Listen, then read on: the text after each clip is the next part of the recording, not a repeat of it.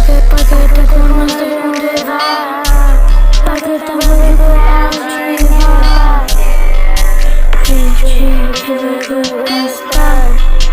Uite că ne-ai trăit la mine. Nu te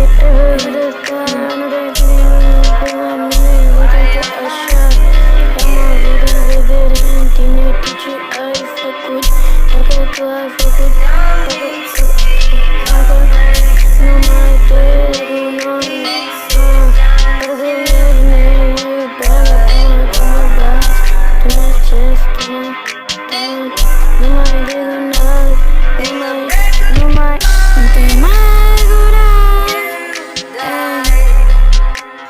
Ce s-a întâmplat cu tine? Parcă nu mai ești acea ce era o femeie iubită.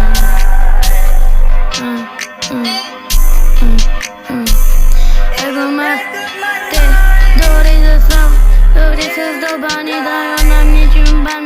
Tu mă iubeai înainte și fără bani.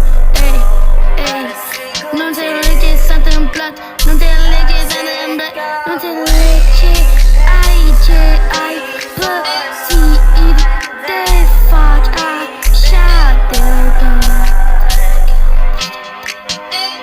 Te rog eu, oprește-te, te rog eu, oprește-te.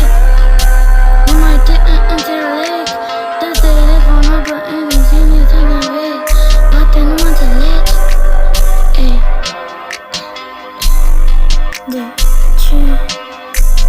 De ce ai făcut asta? Că nu pot să te înțeleg.